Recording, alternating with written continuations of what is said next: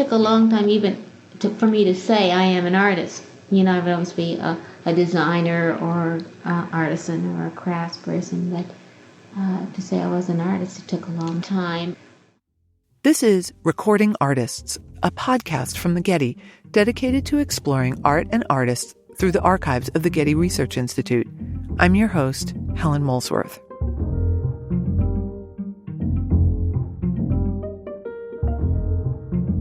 In this season, we focus on audio interviews with 6 women artists whose lives span the 20th century. These recordings were made by the New York-based art critic Cindy Nemser and art historian Barbara Rose. Most of these interviews come from the 1960s and 70s, in the midst of the civil rights movement and the feminist revolution. Hearing these artists, in their own words, talk about their work and about their experiences as women making art is a revelation. This episode focuses on Betye Saar. Cindy Nemser interviewed her in April 1975. Saar was 48 years old. I asked activist and former gallery owner Linda Goode Bryant and Stanford University art historian Marci Kwon to listen to these tapes with me. Linda championed African-American artists in her gallery just above Midtown, and Marci writes on collage and assemblage in post-war American art. Betye Saar was born in Los Angeles in 1926, which means this past July 2019 she celebrated her 93rd birthday. Hers is a consummate California story. Her grandparents were part of the Great Migration, moving from Louisiana to Los Angeles around 1910, and her grandmother settled in the Watts neighborhood. Saar was born in Watts and lived there until she was 4, when the family moved to Pasadena. Her father died when she was just 5 years old, and in the wake of his passing, her mother moved the family in with Saar's great-aunt, Hattie Parson Keyes. Even after moving away, Saar spent summers at her grandmother's house in Watts. This placed the young Saar in the shadow of the Watts Towers. The towers, made by the Italian immigrant Simon Rodia, are a set of fantastical architectural creations that look like Baroque church spires emerging directly from the ground. Saar remembers watching Rodia build his towers, which incorporated found elements, namely pottery shards and pieces of broken glass, as decoration. Saar is also a product of the University of California system, one of the most progressive and impressive public education systems ever created. She attended UCLA as an undergraduate and Cal State Long Beach for her graduate studies, where she focused on printmaking. Art historian Marci Kwon has a sense of Saar's story as being shaped by the specificity of California. She grew up in Pasadena. She moved there when she was young. And Pasadena is also where Charles White, the great African-American artist and teacher, moves in 1956 when he's diagnosed with tuberculosis. And he begins to get very interested in mysticism there. And so Saar's kind of initial artistic formation, she recalls going to see Charles White and interacting with many people in that community. Saar, in many ways, is emblematic of the history of African Americans in Los Angeles. Her grandparents move in 1910 to 11 from Louisiana. By 1920, Los Angeles has the largest African American population on the West Coast. I believe her uncle is a member of the AME, African Methodist Episcopal Church, and so she grows up going to various church services. And so there's certainly a kind of persistence of that kind of spirituality. Saar's earliest artistic explorations were in printmaking and design, and she also made enameled jewelry under the moniker Brown and Tan. Like many artists working in California at that time, she played in the spaces between art and craft, not making too much distinction between the two. However, like many women artists and many African American artists, she felt that the category artist was not exactly open to her. Family responsibilities, particularly caring for children, was a challenge faced by many women artists. By the time Saar was in grad school, she was married with 2 young children, and she often brought one of her daughters to class with her. Saar needed validation that what she was doing had merit. Here she recounts the story of a teacher who gave her the push she required. So we were like rapping, and I told him that I was having some problems with my husband as far as his ego and so forth, and taking this class. And he said, like, what the important thing is that once you know that you're an artist and you found onto it, and that's like your particular jelly bean, which was his word, then you just hold on to that, and nothing can really change that. But up until that time, no one had ever talked to me that way, and so like I didn't even know that I had it in me. And it took like an outsider to say, well, that's what that is in you, and you should like hold on to it. In addition to the encouragement of her teachers, Saar, like many Los Angeles-based artists of the post-war period, was deeply influenced by the exhibition program at the Pasadena Art Museum, led by legendary curator Walter Hopps. In 1967, she visited an exhibition of the East Coast assemblage artist Joseph Cornell. The exhibition had a profound effect on her as an artist. Cornell made small diorama-like constructions of found objects and images in modest wooden boxes. Hopps installed them embedded in walls and on pedestals, each one spot-lit. Individually illuminated, the boxes took on an otherworldly aura, becoming magical dreamscapes, mini-universes designed for the viewer to get lost in. The dramatic display hit Saar with great force, and after seeing the exhibition, she began to use found objects in her work. Marci Kwon's recent book on Cornell ends with a chapter on Saar's work. I asked her to tell me more about this fateful encounter. She says she was actually struck by Hopps's, quote, she uses the term jewel-like installation. And I think she also was quite struck by the fact that he was using found objects. And so what I would say that she's getting from him are, one, the use of found objects and the idea is that objects are more than just their material appearances, but have histories and lives and energies and resonances. Two, a sense that objects can connect histories, that a photograph from the 19th century carries with it the lives of the people who are posing, the photographer, the time in which it was shot, and then the life it lived subsequently, which is something that's really important to Cornell as well. And then three, I just think the idea that the world is not just what we've been given, but you can actually use the material leavings of the world to remake it somehow. Kwon places Saar firmly within the post-war American legacy of assemblage, or assemblage, a form of art making that uses found objects and images and assembles them into new configurations. If pop artists used the images of shiny new commodities, then assemblage artists tended to dumpster dive, using the leftovers of commodity culture. Exemplified by artists such as Robert Rauschenberg and Joseph Cornell on the East Coast, and Bruce Conner, John Outerbridge, and Noah Purifoy on the West Coast, assemblage became so important that by 1961, New York's Museum of Modern Art dedicated a major exhibition to the form. Assemblage coincided with the civil rights and Black Panther movements, and the confluence of these two events, one aesthetic and the other world historical, created new opportunities for African American artists. I asked Linda Goode Bryant, the founder of a gallery dedicated to showcasing the work of Black artists, what she thought about the predominance of assemblage in Black art circles. She began by recalling acts of assemblage from her childhood. At least during the time that I was growing up, in the Black community that I lived in Columbus, Ohio, we really did use whatever resources we had to create what we needed. In fact, probably the most influential people in my life was a family friend, and his name was Tom Dillard. And Tom Dillard had a magical room that he created in the garage behind his house. And in that room, there were all sorts of things, from dolls to chairs to broken tables to pots to whatever. And he would make things with them. So that's one way I come at it. The other way is that if you want to be creative and you can't afford things from art supply stores, what better material to use than the material around you? And I wasn't surprised when I first talked to David Hammonds about when he decided to stop doing the body prints and was using brown paper bags and barbecue bones and hair. And what he said to me was, why is my art restricted to art supply stores? Saar also decided not to be limited by the offerings of the art supply shop. She was a collector at heart, and her regular trips to the Pasadena flea market meant that she had been collecting old and discarded objects for quite some time.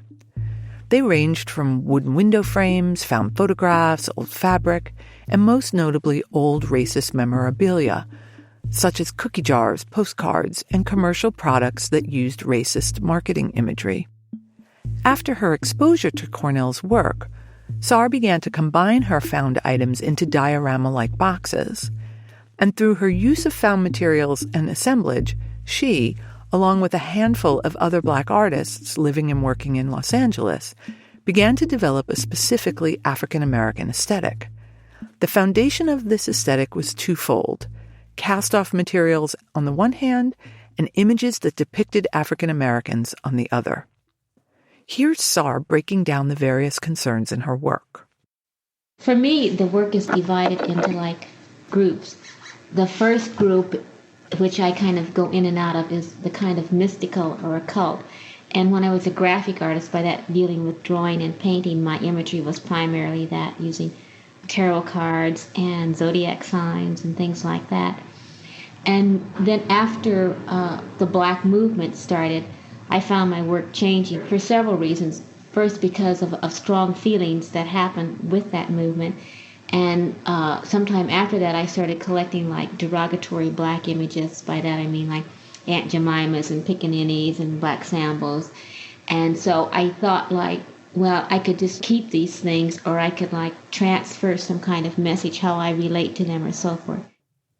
The first of Saar's works to receive notice and acclaim were her box constructions that dealt with the racist stereotype of the mammy, notably her 1972 work titled The Liberation of Aunt Jemima. This box centers a notepad holder in the shape of a mammy figure, a caricature of a Black domestic laborer imaged with exaggerated features. The background of the box is papered over with the repeating smiling image of Aunt Jemima, a mammy figure used to sell fake maple syrup to an affluent American public. Saar's work transforms the racist stereotype of the Black mammy into a revolutionary figure. Through her exploitation of pop imagery, specifically the trademarked Aunt Jemima, Saar utterly upends the perpetually happy and smiling mammy by giving her a rifle in one hand and a broom and a grenade in the other. The shotgun was reminiscent of the iconography of the Black Panther movement, and the work oozed a kind of take-no-prisoners vibe. Simultaneously caustic, critical, and hilarious, the smile on Aunt Jemima's face no longer reads as subservient, but rather it glimmers with the possibility of insurrection. The liberation of Aunt Jemima also refuses to privilege any one aspect of her identity, either Saar's or the mammy's, insisting as much on women's liberty from drudgery as it does on African Americans' emancipation from second-class citizenship. In 1975, when Cindy Nemser asked Saar about her use of the Aunt Jemima imagery, it sounds like Nemser is not fully considering the racial implications of the work. Taking this kind of figure that classifies all Black women as an Aunt Jemima and making her one of the leaders of the revolution, by dealing in violence. Although she's a pretty strong character anyway, the Aunt Jemima character. Yes, I think she's sort of always been very well loved in a way. But see, there was a time, and even during the revolution, Blacks put down other Blacks like Uncle Toms and Aunt Jemimas, and it's only recent that we realize that the reason that we're here is because of their particular role that they played, subservient role, to protect the youth so they could grow up and get an education and become. Was there really different. an Aunt Jemima? No. Well, first of all, the Black women that were portly played like a mammy role or a nanny or a house servant, and they covered their hair and they wore that kind of apron, but they're an Aunt Jemima character. And because of that product, they actually selected a Black woman to play Aunt Jemima who went around. And she was their symbol, Right. Well, it just meant good things, actually. Well, she was a woman who could cook, who was full of love and kind of a family person, The only negative thing about it is that was the only way that Black women were portrayed. I hear Saar very gently schooling Nemser as she smuggles a history lesson about slavery and its complex effects into a casual interview between artist and critic, And a few minutes later, Nemser wanted to talk about the humor in the work. I thought the entomime, what I liked about it is it had a lot of humor to it as well as a significance. It was like taking something bad, making it something good in a way. Well, that was the intent. And one felt that. I don't know. It's like a certain Jewish humor. It does have that same similarity. It's like you have to laugh to keep from crying. Exactly. Linda Goode Bryant brought a critical lens to this exchange. I have to wonder what would have been the follow-up questions and comments if Cindy had been Black. Because there's so many other ways to have responded to that. And one would have been to have allowed Betty to talk more about the work so that she could reveal if there was humor in it and what was the nature of that humor. What I think is interesting about Betty is that she's just so wonderfully considerate and respectful and patient. While Saar was respectful in this interview, she exhibited a kind of fearlessness in her work. In the 1960s and 70s, there were very few models of Black women artists that Saar could emulate. On top of that, in the wake of the dissolution of her marriage, she was raising 3 daughters single-handedly. Being a mother, combined with sexism, racism, and the New York art world's suspicion of West Coast artists, all led to a delay in Saar's reception. She was in her late 40s by the time she had her first museum exhibition at the Whitney in 1975. Nemser remarks on her unusual trajectory. I find it fascinating that it was really in the middle of your life that you really found where your real interest was, your real commitment was. And it took a long time for me to say I am an artist. You know, I would always be a designer or artisan or a craftsperson, but to say I was an artist, it took a long time. Why do you suppose? Do you have any idea why that was? Because I was really insecure about that, about feeling that. Also, at that time, Blacks were not particularly encouraged in the arts.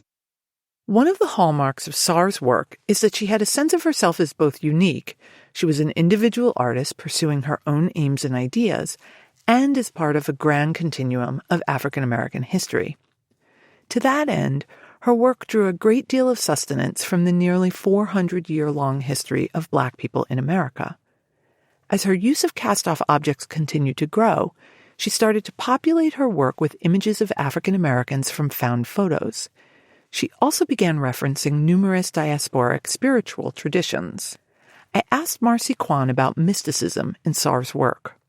There's this very intense interest in astrological symbols, esoterica, the occult, mysticism, which are often talked about in her work in imprecise terms. But I see her using those symbols and those images and these emblems of alternative spiritualities as really searching for something that's quite different from Cornell. They lived very different lives, had very different experiences, but fundamentally is searching for something or a way to understand the world in which you live as just one instantiation out of many possible pasts and futures. Saar describes her interest in the occult and spirits as building upon her exploration of historical images of African Americans. From the Black thing, it developed also into like a historical Black thing, which means like going back to Africa or other darker civilizations like Egypt or Oceanic, non-European kinds of cultures. And the kind of mystical things that belong to them, part of their religion and their culture. And the mojo is a kind of a charm that brings you a positive feeling, like a rabbit's foot or a four-leaf clover. Only it would be like a mojo, which was like a fetish maybe has a negative connotation, but sometimes it's something that's worn or kept next to you to bring you good luck, and so it's called a mojo. I wanted to know what Marci Kwon heard in Saar's account of the mojo in her work. Do the boxes tame the mojo? Do they produce mojo? Do they stage mojo? Like, what's going on there? Well, there's a lot to say in that question. First of all, I think that one thing that's been overlooked in her practice is how syncretic her use of these symbols are. And what do you mean by syncretic? Syncretic meaning they're drawn from all sorts of sources. So, for example, in many of the boxes, probably most notably in a box like Omen, which was among her first box constructions, she Xeroxes her own hand onto the box. And it's just beautiful. It's like this kind of ink stain that's floating across its surface. And she says that that iconography comes from seeing Romas in Southern California and remembering the palms that they advertised for their palm readings and tarot cards. So that is to say that I don't think that her work resolves or is just simply trying to illustrate one particular spiritual system.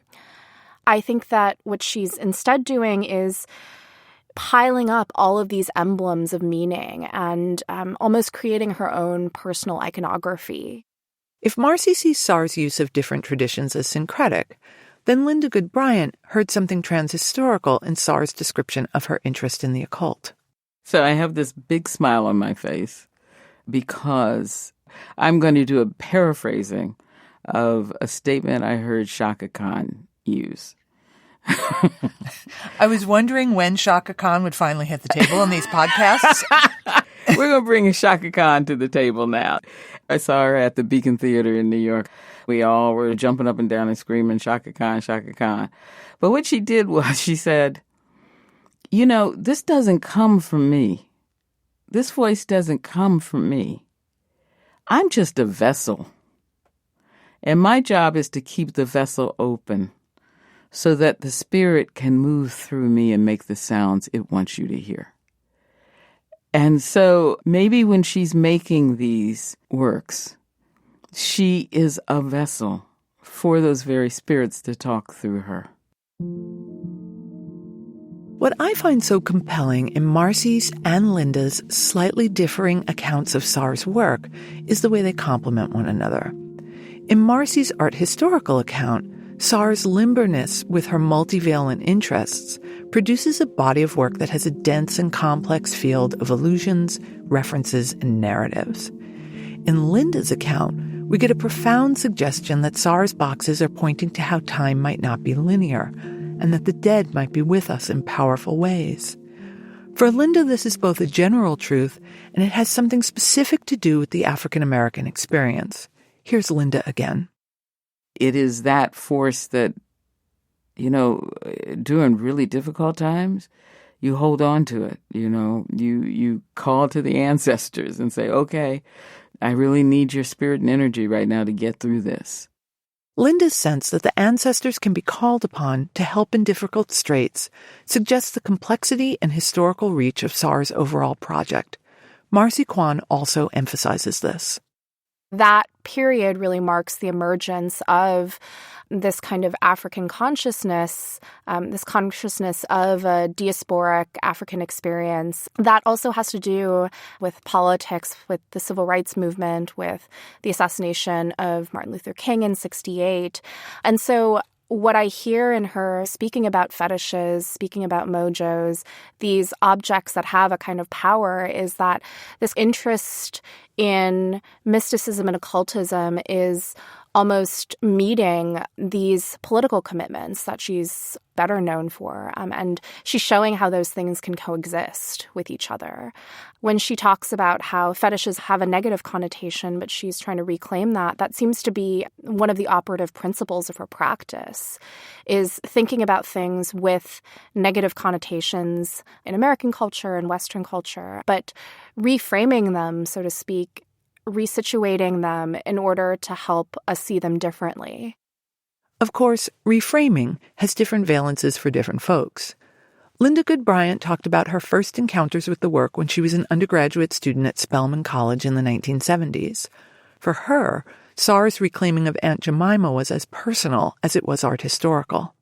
In terms of Aunt Jemima, buckwheat, you know, all of the stereotypical representations of blacks at a certain time that are meant to be derogatory for the most part. I started collecting that memorabilia maybe right before I left Atlanta. And I thought about that when I listened to the tape. Like, why did I feel the need to do that? Why did you feel the need to collect that material? Because I imagine it must have been very hurtful. You know, given the hurtful things that so many of us go through living this society, that didn't seem hurtful. It was hurtful to me as a child when my grandmother, Zula Good, took me shopping downtown, and we went into Woolworths in Columbus, Ohio, and had to sit at the other end of the counter. That was hurtful. So I collected it more out of defiance, like saying, even if you present me, if this society and world presents me in a negative light, I still love me and I love the people who I'm from. And so when you saw Betty's Aunt Jemima work, what was your response to it? Probably the first thought was like, oh, shit, look at what Miss Saar has created. It was like, where does she get that from? If Saar's use of derogatory images embodied her fierceness, then her use of found photographs of African Americans might be seen as the polite counterbalance. After the death of her great-aunt Hattie Parson Keyes, a woman who had helped raise her, Saar inherited numerous family photo albums and mementos. True to her interest in spirits and the historical persistence of Black people in America, she began steadily to incorporate these family photos alongside found photos into her assemblages. It was not lost on her that women are typically the transmitters of family memory and knowledge. But Saar was never one to work exclusively within the logic of the familial or the personal. Rather, she toggled between derogatory images made by whites to advance their own racist aims and familial portraits that signaled dignity and perseverance. Her interest in the myriad representations of Blackness became a hallmark of her extraordinary career. Earlier in this episode, Marci Kwon talked about Saar's box constructions as offering the implicit truth that the world is not just what we've been given, but that one can use the material leavings of the world to remake it. There's a passage in Saar's interview with Nemser where it seems clear that Saar doesn't think that the remaking of the world is exclusively the province of artists. She implies that creativity is alive in the quotidian gestures of everyday people as well. My grandmother lived in Watt, and there's something like, even driving down the street, I can say that's a grandma's garden, because there's something about the way the flowers grow. It's like they just go out and throw the seeds out, and they just grow up, and it's no formal beds or little rows or things like that. Why? It's because Grandma really can't tend it anymore, perhaps. Or maybe that kind of thing isn't important, that they just like the color and the flowers to go out and pull them up. I really wanted to know what Linda Goode Bryant thought about Saar's idea of the grandmother's garden. I love it. I love it too. What do you love about it? In the world that we live in, the world that I know, it is this fallacy, this belief that we humans can control everything. So if you can't control it, what do you do? And one of the things that I think many of us do is to appreciate the non-structured, the uncontrolled, the wonder of nature. And so when Betty says what she says, I'm thinking of everyone who ever was improvisational. So when, the image of women, Black women throwing seeds out into the yard, it's like, whatever nature gives me will be amazing. I don't have to control that. Saar begins that clip talking about her grandmother and this acknowledgement that there's a kind of garden that she sees that she knows is a grandmother's garden. You said women, and then you said Black women throwing seeds. Mm-hmm. And then started to talk about improvisation. And do you see that as a kind of central pillar of what we might call an African-American aesthetic? This improvisational, haphazard, what nature gives me is what I'm going to take, and it's going to be beautiful. I wish I had words that expressed more what I feel, but definitely, because it's more than improvisational. There's faith in that. There's a belief in that. There's a trust in oneself to be able to be in the moment, no matter what else is happening in that moment. Know that your feet are solid on the ground, or solid on this earth, and that you'll be okay. I find Bryant's insight profound. She offers us an understanding of Saar's interest in an aesthetic as more than improvisational. She sees it as an aesthetic that emanates from ideas as large as trust and faith, ideas germane to survival itself. This quality of Saar's work is part of the groundwater of the African American aesthetic as it developed alongside the civil rights movement, an aesthetic that contained seeds carried from Africa, seeds carried from the South along the roads of the Great Migration, and seeds that ultimately landed in Los Angeles and helped to create one of America's greatest cities. And just as Saar found these aesthetic impulses in ordinary folk, she also imagined an audience for her work that differed from the audience typically imagined by the museum.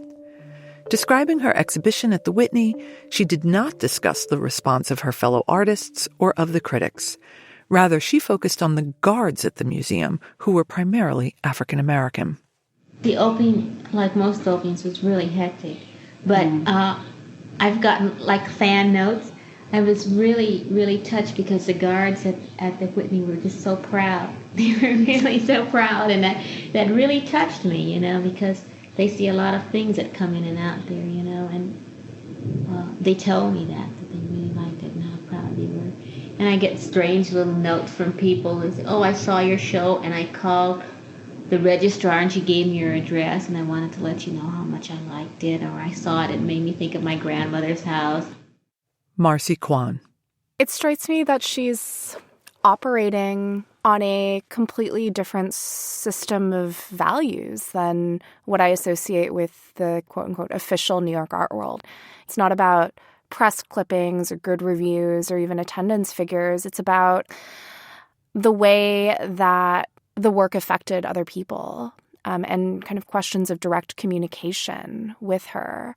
And I hear in that clip a kind of sense that I always get from her that personal experience matters and that emotional responses are just as important as intellectual responses, and that there's actually power in that, kind of radical power when it comes particularly with Black women. She's someone who is able to understand that valorizing, especially Black women's history, is itself a political act. Linda Goode Bryant. Wow. There is so much I can unpack from that. There is so much. How fortunate she was that the guards spoke to her and told her how much they appreciate her work. It's fantastic that people figured out how to get a way to send her a note, because as I understood and experienced the Whitney in the 70s, the guards, the housekeepers, the cooks who made the food that you could buy there and etc. were all African American or Black. They could have been Caribbean American and African, but they were all Black. And invisible, absolutely invisible to the people who came into that museum. And it is difficult, and I find it still difficult today, to be in a space where people can't be seen and you're right there. Somebody staring straight at you and not be seen. And how enriching that experience was to be acknowledged and recognized from work on the wall, to be seen. So that exhibition of Betty's at the Whitney was a declaration that they existed and do exist.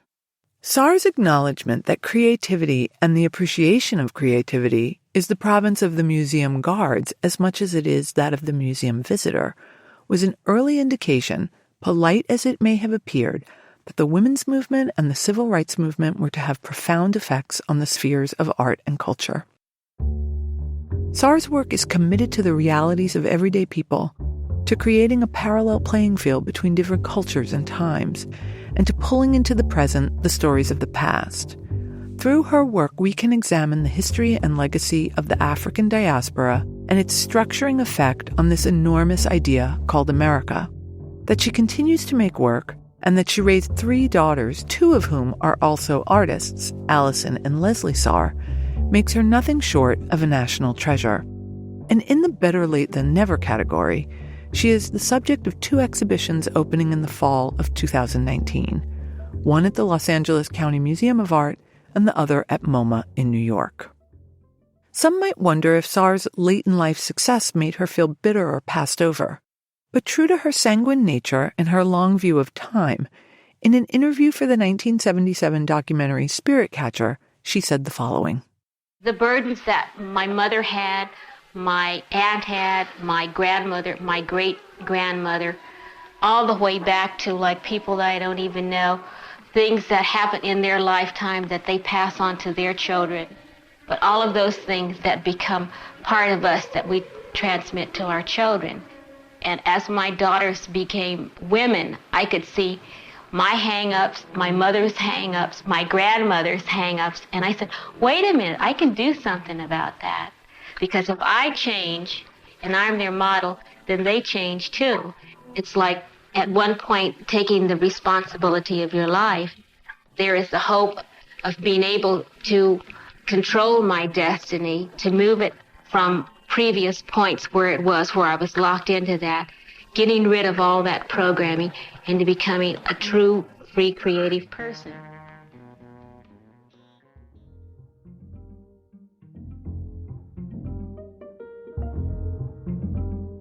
For episode transcripts, images, and additional resources, visit our website at getty.edu/recordingartists. This season was produced by Zoe Goldman with audio production by Gideon Brower. Our theme music comes from Bryn Bliska. Mixing and additional music and sound design by Mike Dodge-Weisskopf. Audio from the 1977 documentary Spirit Catcher, The Art of Betye Saar, directed by Suzanne Bowman, is courtesy of WNET. Special thanks to Betye Saar and Roberts Projects, Los Angeles.